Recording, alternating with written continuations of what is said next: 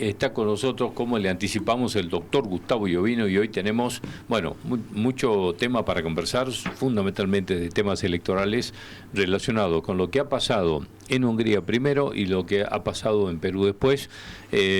Así que vamos a arrancar por lo de Hungría. Donde el resultado, tal cual lo hablamos la semana pasada, estaba casi cantado, y quizá la novedad es el porcentaje por el que perdió Orbán, ¿no? Sí, la diferencia. Hola, ¿qué tal? Buen día. Y no solamente la diferencia en porcentaje, sino también en la constitución del Poder Legislativo, ¿no? Con una absoluta mayoría, pero de la otra fuerza política, y además de otros partidos en minoría que se presentan, ¿no?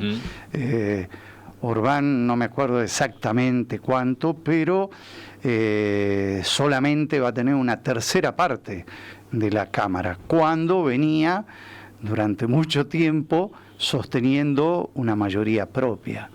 Y bueno, y acá se produce algo que habíamos anticipado. ¿Cuál era la tendencia? Habíamos marcado otra característica. Magyar, Peter Magyar, que es el ganador, es una persona que viene de adentro, de la misma fuerza política de Orbán. Astilla del mismo palo, diríamos aquí. Sí, es interesante hacer algunos paralelismos, ¿no?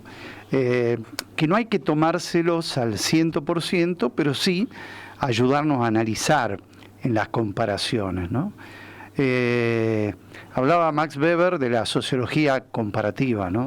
Si nos vamos comparando, no tenemos puntos de referencia, la comparación solamente con puntos de referencia. Este abogado Magyar, muy joven, podría ser el hijo prácticamente de Orbán, viene de la misma fuerza política, pero se abre hace 2 años. Antes de estos 2 años, 2 años y meses, él era funcionario del gobierno de Orbán por más de una década, cuando Orbán gobernó 16 años. Tercera, cuarta, quinta línea, lo que quieras, por ahí estuvo, nunca en segunda o en primera línea, pero se abre porque considera que ciertos casos de corrupción denunciados por su exmujer, que era ministra de Justicia, eran algo que no se podía soportar dentro del partido, ¿no? Lo que él acusó en esta crítica a Orbán, que se estaba viviendo en una cleptocracia, eso no, es decir, en el gobierno de ladrones. Paralelismo. Creó un partido político hace 2 años, sale segundo. Él llega como parlamentario justamente en la Unión Europea, ¿no? Parlamentario comunitario, que se dice, no parlamentario dentro del sistema húngaro, sino representando a Hungría por la minoría en el Parlamento Europeo, y se lanza como candidato con un nuevo partido político. Es decir, 2 elecciones. ¿Te suena algo la comparación? Sí, sí. Bien. La otra comparación. Joven, disruptivo, en la segunda elección se convierte en presidente. Sí, y es disruptivo por adentro.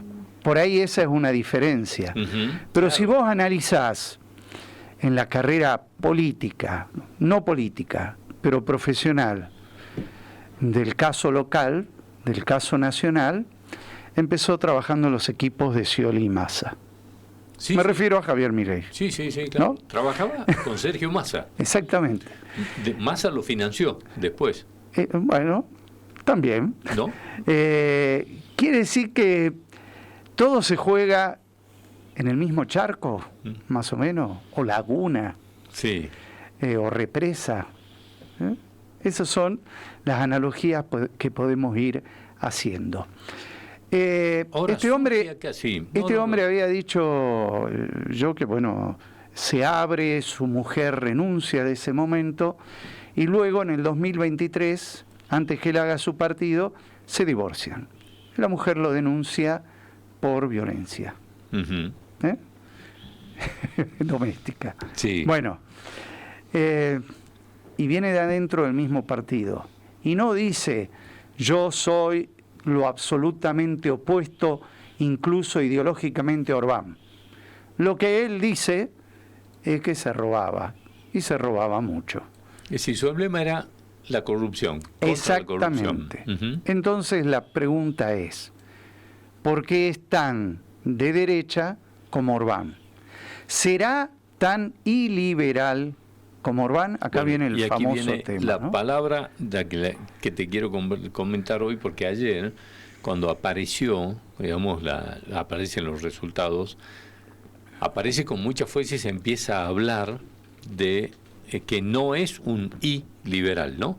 Y la pregunta ¿es o no es un iliberal? Es la segunda pregunta que nos vamos a hacer, porque ayer me empezaron a mandar mensajes anoche diciéndome, che, ¿qué es un iliberal? ¿De dónde aparece esto? Bueno, vamos a aprovechar que está el doctor Iovino con nosotros para que charlemos, porque lo vamos a empezar a escuchar más seguido de lo que pensamos. Bueno, el prefijo "y", cuando se lo utiliza de esa manera, tiene que ver cuando uno quiere hablar de lo contrario, del opuesto o de la negación. En realidad, Orbán es un nacionalista. En materia de economía puede tener algunos rasgos liberales para no parecerse al comunismo de otra época, pero en términos políticos no es liberal. Y esto es interesante para analizarlo, ¿no? Porque vos podés ser liberal al 100% o podés ser parcialmente liberal. Y por ejemplo, el liberal, y esto fue acuñado por Farid Zakaria, es un indio norteamericano, quien vio alguna vez la señal doméstica, así se le llama, de CNN, es decir, CNN en inglés para Estados Unidos. Es un columnista y conductor de algunos programas, es especialista en relaciones internacionales, y él en diversos artículos e incluso en libros que escribió comenzó a hablar sobre el liberalismo, teniendo en cuenta aquellas expresiones liberales a las que les gustan ciertos ajustes en cuanto a la liberalidad política. Sí, claro, es como son quizás liberales en lo económico, pero después son autocráticos. Digamos, hay que caracterizar el gobierno de Orbán, es una autocracia. Orbán diría en la Argentina, sí, los ñoños republicanos no van claro, conmigo. Sí, sí, por eso. Claro, sí, sí. Es decir, muchas restricciones, nuevas reglas de juego en la parte política, en la parte de representación, que es lo que hizo Orbán, y también en función de control de los medios, ¿no? Que Orbán lo tenía bastante aceitado. Dos observaciones. El liberalismo le sirvió por un periodo, ya a la quinta oportunidad no le está sirviendo. El primer error en cuanto a la representación. La gente votó otra cosa. Bueno, pero controlamos los medios y de una manera férrea. Bueno, no escuchó el consejo del general, que lo vivió en carne propia, y que dijo, cuando yo tenía todos los medios en contra, llegué al poder, cuando yo tuve todos los medios al favor, me sacaron. Me refiero a Juan Domingo Perón. No lo leyó. Que además Milei, que se fue que nadie lo lee, hace una semana. ¿Cuánto hace que Milei estuvo con Orbán? Hace una semana. O 10 días. 10 días. Le podría haber llevado ese libro Milei de obsequio. Y leerlo, ¿no? En el avión. Claro. Por ejemplo, ¿no? se lo podría haber llevado. Bueno, al lado de lo que hizo Orbán, lo que pasa en la Argentina es una miniatura nada más. Sí, ¿no? claro.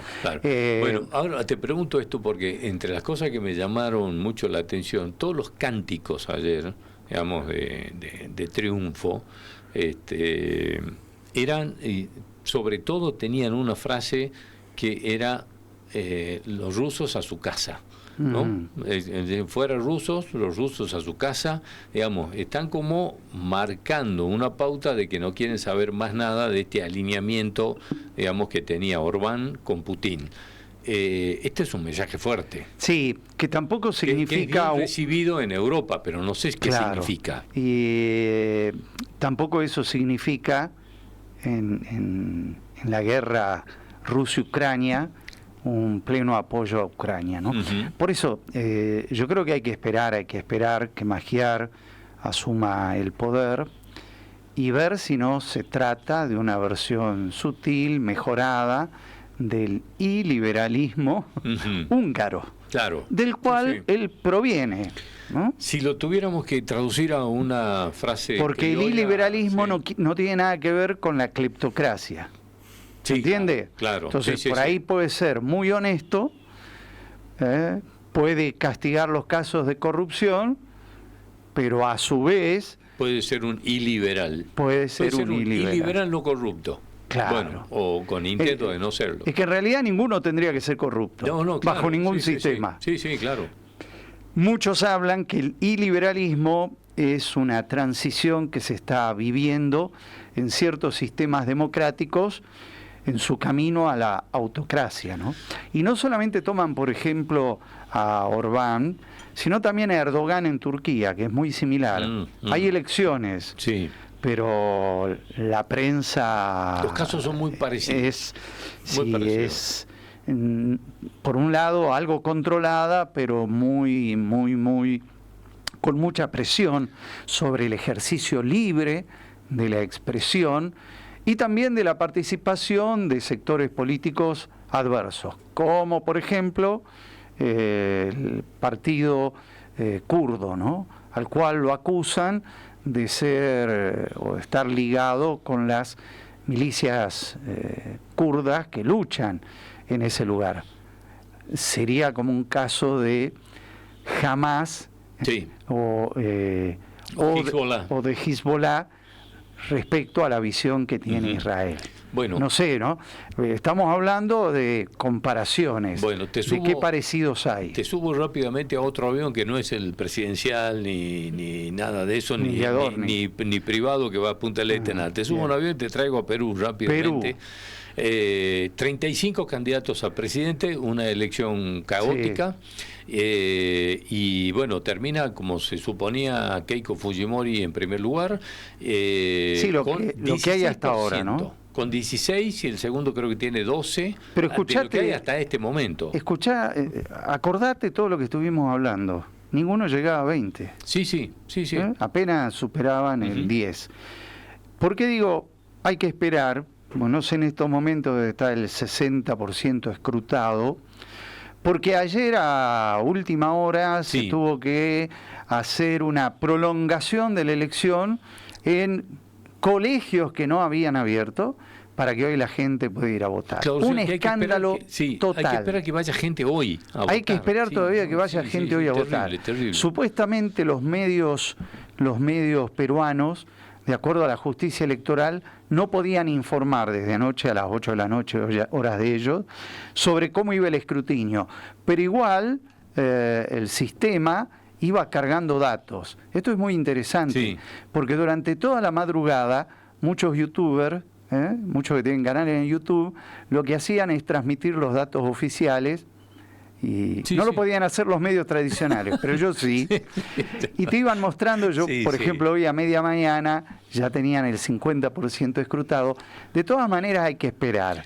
Pero aparentemente... Te digo, en este momento 52,72%. Nada, pero yo te estoy hablando de las 7 de la mañana. Sí, 52,72 ahora. Lentísimo. Y Keiko Fujimori lleva 16,95. Sí.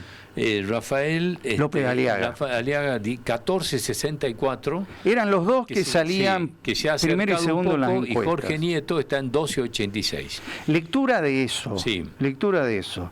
Tanto Keiko Fujimori como López Aliaga son las principales fuerzas políticas que están en el actual Congreso. Y también en la elección a congresales se desprende que van a tener buena representación. Los dos de derecha. Los dos de derecha, los dos de partidos tradicionales, los dos de partidos que siempre han tenido buen número en la Cámara Legislativa, ahora habían disuelto el Senado, lo vuelven a proponer, ahora va a haber Senado también, pero eran las dos fuerzas mayoritarias, a la que los ciudadanos criticaban por el excesivo poder de esas legislaturas y por la mafia de los congresales. Ujú. Y sin embargo Ahora, son los más sí. votados.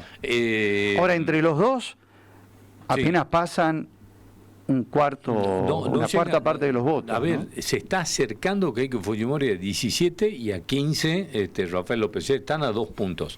La pregunta es, que me parece que es interesante, porque en definitiva, al pertenecer los dos a la derecha, a la centro derecha, y los otros 33 candidatos que quedan afuera de esto, indudablemente que hay anticipos, como se suponía que esto es lo que iba a pasar. Se habían empezado en algunos casos a anticipar algunas encuestas de qué podía pasar en un balotaje entre estos dos candidatos, ¿no? Keiko Fujimori y Rafael López Aliaga. Que bueno, el tema es qué hace el electorado de los otros 33 en el balotaje. Claro, ¿y qué pasa con esa relación entre lo negativo y lo positivo, ¿no? Sí. Keiko Fujimori siempre llega al balotaje. Sí. Y generalmente sale primera.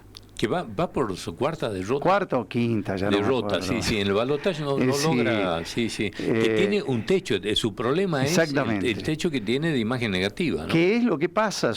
Llegan siempre dos con muy baja representación y termina ganando aquel que es votado para que no llegue la otra parte en las 3, 4 últimas elecciones, Keiko Fujimori. Entonces hay que ver si Keiko puede atravesar ese umbral que la tiene mal y que en el balotaje la deja segunda, saliendo siempre primera en primera vuelta. Perforar ese techo tan bajo que tiene, ¿no? Porque sí, derrumbar ese muro, esa valla impresionante, que es más o menos como en Game of Thrones, el muro ese que separaba la zona fría, la zona congelada, helada. Bueno, del resto más o menos así es. Bueno, y la otra cosa es, ¿qué pasa con la izquierda? Bueno, ahí peruana. Está la pregunta, ¿a dónde van a ir, digamos? Eso es la pregunta. Hay ahí un candidato que la representa, que es medio heredero de Castillo, se puso un sombrero similar, un tal Roberto Sánchez, que no es Sandro, ni es Néstor, ni por las dudas, ¿no? Claro, por las dudas, sí. Que aparentemente no le va muy bien en la presidencial, pero que sí va a poner un número discreto de congresales, especialmente por el voto del interior más profundo, de lo que sería la selva, la zona de la selva, el extremo este, y la zona de la sierra. Lo más probable es que, para no contaminarse, diga que queda liberado el electorado a votar lo que tengan ganas, ¿no? Y hay que ver qué pasa, porque sabés que cualquiera de los dos que llegue, solo no le va a alcanzar el número para negociar dentro del Congreso. Del Congreso. Sí, va a ser determinante. Por eso es importante el número. Entonces, ¿qué ve que ofrece? Sí, el número de legisladores y de parlamentarios que consigue la izquierda. Hay varios que sostienen de que hay varios candidatos que participaron como presidente, que no es la primera vez que participan. Por suerte son los que más atrás salieron, porque el 3, 4 y 5 son nuevos candidatos que se presentan nada más que para negociar después. Sí, bueno. Vos necesitas mis votos, yo tengo 5 legisladores, bueno, quiero 3 ministerios. No, pero 3 ministerios, bueno, no tener los 5 votos. Bueno, claro, sí. Nada nuevo bajo el sol. Nada nuevo bajo el sol. Gracias, Gustavo, como siempre. Muy bien, muchas gracias. Hasta el próximo lunes.